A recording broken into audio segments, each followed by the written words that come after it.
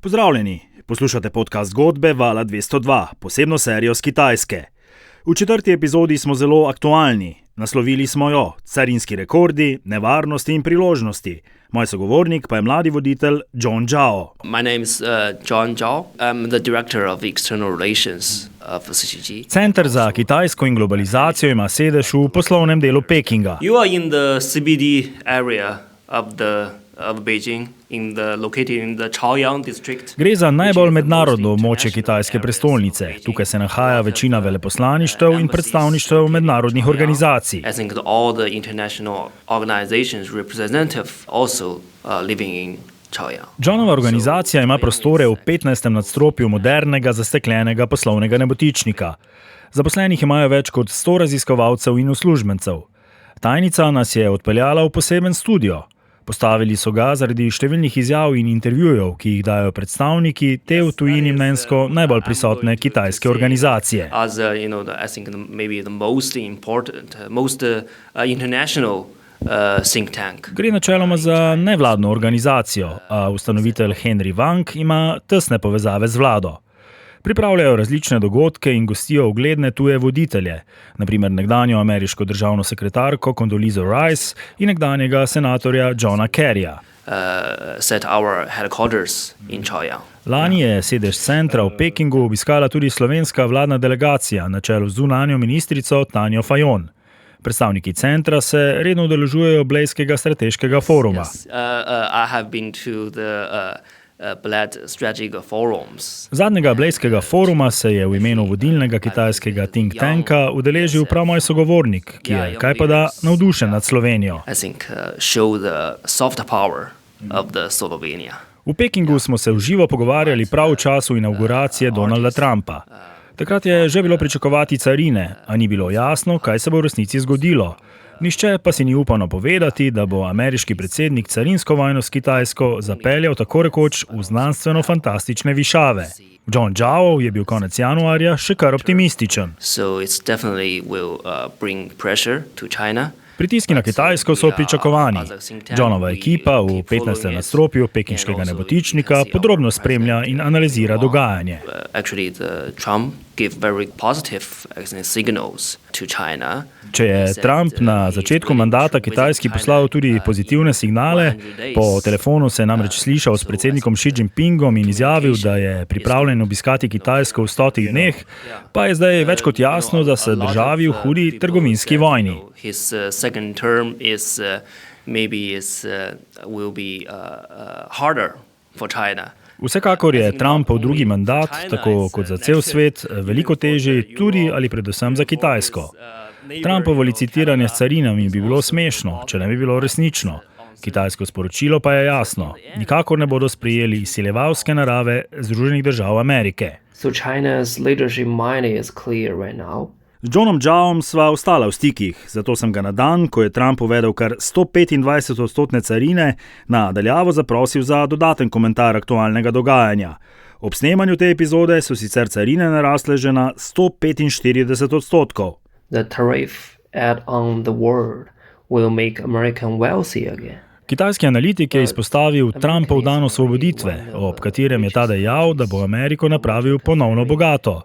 Vendar bi moral najprej pomesti pred svojim pragom. So the problem is its domestic wealthy distribution system, not unfair international trade system. S svojim pristopom želi Trump prizadeti druge, še najbolj pa Kitajsko, je prepričan sogovornik, ki mu seveda pritrjujejo tudi kitajski državni mediji. As for its impact on China-US relations, it's definitely very negative. Trump je zvišanje carin na 125% utemeljil s pomanjkanjem spoštovanja, ki da ga je Kitajska izkazala do svetovnih trgov.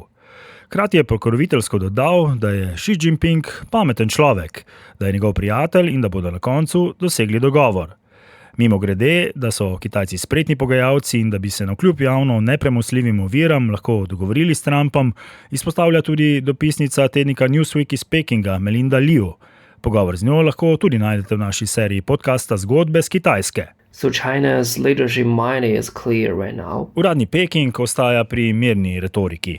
John Zhao z Centra za Kitajsko in globalizacijo pravi, da se bo Kitajska raje posvetila sebi in tako skušala zagotoviti tudi svetovno stabilnost. If we cannot predict Trump's next move, then we better focus on and do our own things well and provide certainty to the world. Kitajska se je skrbno in dolgoročno pripravila na naval carin iz Washingtona ter ima na zalogi številne kratkoročne in dolgoročne protiukrepe, je v pogovoru za BBC dejal David Rennie, urednik geopolitike v reviji The Economist. Kitajci se počutijo močne in samozavestne. Kot skrbni načrtovalci so se dobro pripravili na vse mogoče scenarije. Trumpu Kitajci ne ostajajo dolžni niti pri licitaciji povračilnih carin. Te so se ob snemanju oddaje ustavile pri 125% za uvoz iz Združenih držav Amerike. People's Daily, which is the most important media in China. Kitajski državni mediji so seveda zdaj izredno kritični do ZDA in Donalda Trumpa, hkrati pa tradicionalno tolerantni do Rusije in Vladimirja Putina. But on the other hand, your president Xi Jinping yesterday had a video conference with Mr. Putin. Yeah. I think it's kind of routine, you know. Prijateljski odnosi z Rusijo so na nek način rutinski, pravi John Zhao. Xi je s Putinom najprej govoril ob inauguraciji Trumpa, pa potem simbolično na 3. obletnico vojne v Ukrajini. Kitajska se do ruske vloge v Ukrajini diplomatsko ne opredeljuje. Seveda pa je jasno, da podpirajo Moskvo. Zanikajo obtožbe iz Kijeva, da se na ruski strani borijo celo kitajski vojaki. Pred dnevi je bil na obisku pri Putinu kitajski zunanji minister Wang Yi. Razpravljali so o povečanju blagovne menjave, tudi v luči carin, pa o pragmatičnem sodelovanju na drugih področjih in o skupnem praznovanju 80-letnice konca druge svetovne vojne. Bilateral, stable relation to bring more stable to the unstable global international relations. Yes. Tudi v pekinškem think tanku so prepričani, da lahko stabilni rusko-kitajski odnosi prispevajo k stabilnosti v svetu. We are from Europe, Slovenia is also a member of European Union. There are of course big debates about relationship between European Union and China. John Zhao zelo podrobno spremlja tudi dogajanje v Evropi. Zanimalo me je, kako vidi prihodnost sodelovanja z Evropsko unijo, s katero vsaj pred Trumpovim svetovnim pohodom odnosi niso bili ravno najboljši. Sogovornik izpostavi, da ima tudi Evropska unija relativno novo vodstvo, ki veliko poudarja demokratične vidike, vendar John Zhao meni, da na medsebojne odnose ne bi smeli gledati skozi ideološka očala. Mnogi mislijo, da Kitajska ni prava demokracija, s čemer se ne strinja. Pravi, da če kdo pride na Kitajsko ali se poglobi v njeno politično okolje, bo videl, da je drugače. Is stereotype from European view that China is not real democracy maybe? Yeah, not democratic countries. I definitely know that. Tudi pri pripravi 5-letnih planov sodelujejo številni strokovnjaki, uradniki, podjetniki in običajni ljudje. To je kitajski način demokracije, zatrjuje John Zhao. And in all the process of the democracy, Chinese people, they definitely have their saying. Bistveno je, da Kitajska in Evropska unija ne bi smeli drug druge ovrednotiti ideološko, temveč praktično sodelovati na področju gospodarstva, kulture, upravljanja. Naprimer pri električnih vozilih, ključna je energija in doseg trajnostnega razvoja. We should have a more, practical ways to deal with. Te dni je na obisku na Kitajskem španski premier Pedro Sánchez.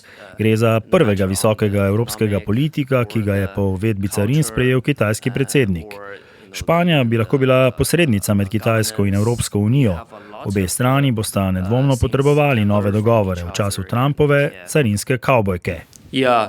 That is a good question. John Zhao je, tako kot številni drugi kitajski analitiki in tudi univerzitetni profesori, zanimiv, a hkrati predvidljiv sogovornik, ki zelo mirno in trdno vztraja pri jasni kitajski retoriki. The TikTok ban will happen in America. Ob najnem pogovoru je bila aktualna prepoved TikToka v ZDA, kar so Kitajci težko razumeli, češ da bi to lahko omejilo neposredni dialog med ljudmi. People from two countries have channels to have a very comprehensive dialogue. Toda ob dejstvu, da so na Kitajskem prepovedana vsa zahodna družabna omrežja, je pritoževanje nad pomanjkanjem dialoga z ostalim svetom nenavadno. Critics say that a lot of people would like to use, for example, Facebook and Instagram in China and maybe use it. So I think it's important for this people-to-people exchange. Sogovornik se je seveda spretno izognil konkretnemu odgovoru, čež da ima Kitajska drugačno zakonodajo in pogovor zapeljal pomembnost odprtosti Kitajske v svet, kar je podkrepil, da so ukinili vizume za številne države, tudi za Slovenijo. That is need a very comprehensive efforts from the China society. Turistov iz Evrope in ZDA ob našem novinarskem obisku Kitajske ni bilo ravno veliko. Odgovorni se zavedajo, da samo ukinitev turističnih vizumov ne bo dovolj. Kitajska bo morala postati bolj fleksibilna pri tako imenovani mehki infrastrukturi. Hard infrastructure, the hotel, the high-speed train, I think is high quality. Imajo učinkovit promet na čelu s hitrimi vlaki, dobro organizacijo mest, solidne hotele, vendar se tudi sogovornik strinja, da lahko ima turist vseeno veliko težav, da se znajde. Polaska, da bi se morda lahko zgledovali tudi po Ljubljani, predvsem pri znanju tujih jezikov in napisih v angleščini. Regarding this, I visit the Ljubljana. People can speak very good English, right? Navkljub kompleksnemu dogajanju v svetu smo pogovor z Johnom Zhaom, direktorjem za zunanje zadeve pri Pekinškem centru za Kitajsko in globalizacijo, sklenili v optimističnem duhu. I'm a young people. I think the young people is more optimistic. Optimizem pripisuje tudi svoji mladosti, star je namreč 34 let in odprt v svet. Tudi zato uporablja svoje mednarodno ime. John. As a Chinese, words about challenges actually is Weiji. Kitajska beseda za krizo oziroma izzive, ki jih ta prinaša, vsebuje besedi za nevarnost in priložnost. We actually is words challenges. Ji is actually the opportunities. In v vsakem izzivu je tudi priložnost. In Chinese people's mind is opportunity is within. Podnebne spremembe lahko ponudijo priložnost za zeleni razvoj in nove tehnologije. Enako velja za umetno inteligenco. Can generate the green economy. Another example is AI. In pri tem vidi tudi vlogo svojega think tanka. Predsednik Centra za Kitajsko in globalizacijo je namreč predlagal, da bi se 10 največjih držav onesnaževalk zbralo na ločenem G10 ekovrhu. He suggests that we can have the G10 summit, top 10 carbon pollution countries. Morda so Kitajci res bolj optimistični kot Evropejci, ali pa preprosto vztrajajo pri svojih usmeritvah, četudi se zdijo te nedosegljive. Brez ZDA, ki so pod Trumpom začele postopek izstopa iz globalnega podnebnega sporazuma, je takšna ideja najmanj naivna. But America now exit from these environmental agreements. Yeah, I think, but he is actually maybe not very satisfied this, Trump najbrž ni zadovoljen z mehanizmom, ki vključuje kar 100 držav.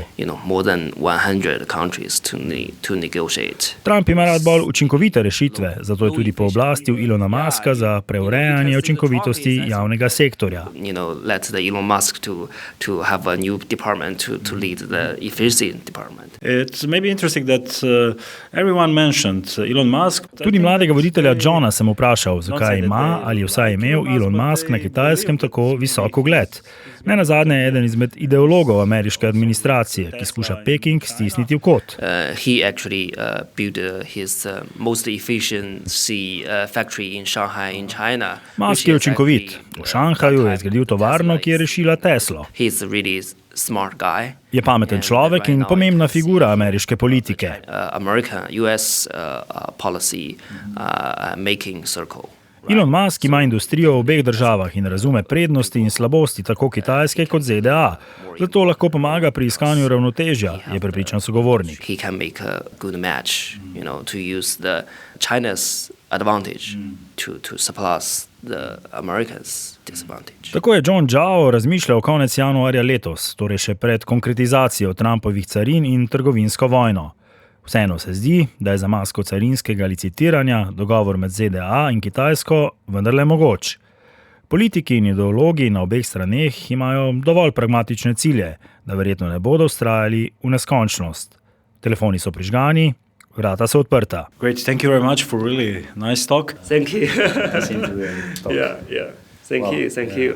Poslušali ste 4. epizodo podcasta Zgodbe z Kitajske. Pišete mi lahko na luka.hvalc@rtvslo.si. Vesel bom vaših odzivov in predlogov.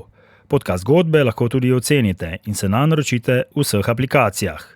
Naslednjič se odpravim na pijačo Slovenci, ki živijo v Šanghaju. Pred valovski mikrofon pa bo stopil poznavalec ene najpomembnejših kitajskih industrijskih panog. Ja, živijo. Jaz sem Blaž Štefe, zdaj so se dobila tlele v centralnem parku v Šanghaju. Sicer sem pa zadnjih 8 let preživel v Hangzhouju, kjer sem vodil podružnico podjetja Elafe pogonske tehnologije. Tukaj pa proizvajamo motorje kolesne motorje za vozila, pa potem še vso pogonsko elektroniko in ostale podporne sisteme, ki jih vozilo potrebuje.